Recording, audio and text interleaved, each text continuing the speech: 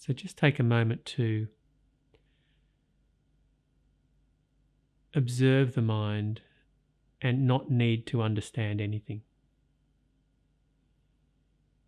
And anytime trying to understand comes up, just notice that and just relax that, let that go. So we're just observing whatever thoughts are coming up. The thoughts don't have to stop. All we're doing now is we're just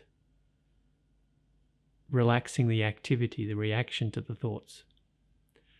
So the thoughts can be as vibrantly appearing as they used to, or as they were 5 minutes ago. But just be mindful of not needing to know anything. There's no meaning in these thoughts. They don't necessarily have to be worked out. And just see what happens. Just see what happens when that's just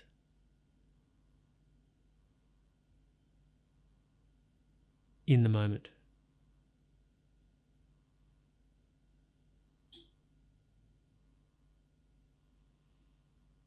And if the downtime, if the gaps between the conversation or the gaps between the thoughts feels strange or uncomfortable, not what you're used to perhaps, notice that and wonder, what's the problem with gaps? What's the problems with it? It's a gap because it feels uncomfortable sometimes because the gap is trying to be understood. Why is a gap happening? What was I thinking of before? Where is this leading? How do I link the thoughts together? What's the meaning of this? What can this be used for? What's the purpose of this?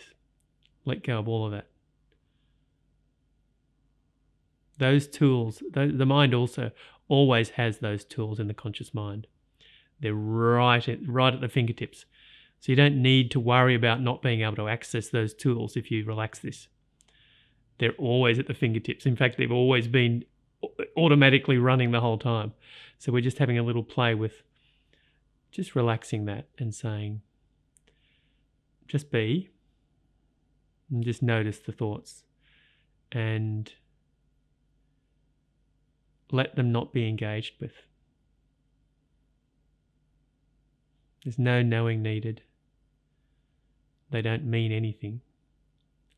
You don't have to understand what they might mean. And you don't have to make anything a logical link of ideas. And it doesn't have to go anywhere. It's a form of meditation. It's very still, very peaceful. It's a non-reactive flow of thoughts. The thoughts may still be activating as readily, but the link and the follow-on to those spontaneous thoughts, which is the conscious mind making up stories about them, just doesn't need to do that for a while.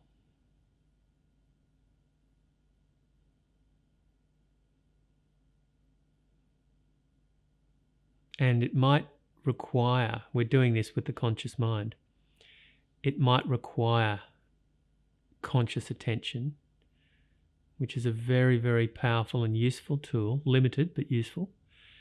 It might require that to switch off the automated processes or look at them and see the automated processes, because we're we're playing in that field now. But then also the concept, the idea that we're exploring here is also relaxing the conscious mind. So it's just being used selectively. So the conscious mind can be used in a relaxed way, in a selective way, but it's also aware not to get tangled back into the process, the automatic reactive patterns, the automated reactive patterns. There's a difference between spontaneous thought and automated reactivity. I'm sort of alluding to the fact that, well, it's not a fact, but I'm alluding to the idea that spontaneous thought is coming from an infinitely complex I don't knownness, subconscious, perhaps all connectedness, all awareness, and spontaneous thought is firing up. And automated reactivity is more, I've learnt these processes in my subconscious and this is how I react to these things. So they're more like a further down the line from the open, spontaneous nature of thought to a conditioned response to an occurrence. And then that links to the conscious mind that then makes up a story about what that means and why you did that and how significant that is in context with everything else. It's so linked. And none of that stuff might be real. It's just mind ideas. It might be useful. It might detect patterns that are useful to keep you safe. But what I'm saying right now is during this exploration, while we're looking into the depths of this, just perhaps you don't need to worry about that so much at this stage, that link, that usefulness of that conscious interaction. We're just going to relax this to open it up, to get used to it being more fluid. And then once that new conditioning, new connectedness, new openness starts to flow, and there seems to be a confidence, a security in that, in the conditioned mind response to stay safe is sort of okay with that a bit more, then even the conscious application of these ideas might not get tangled up in the reactive process. It's freed up. That's the exploration. It's very sensitive, very delicate, very fine line that we're treading here between spontaneous, conditioned thought, all these things, and conscious interpretation. But if this can be breathed into the way you function in the world as that human being with its intelligent mind, if this can be breathed as an openness into the way that reacts and interacts in the world, it's a very, very powerful and useful tool in one respect for a quality of life, for a peaceful quality of life for this instance of human being and whoever you're interacting with in the world, as well as a practical sense of being more efficient to actually function with a creative, powerfully creative mind. And without wasting unnecessary resources of energy trying to strangle something and control something that's really always going to flow in its most natural state.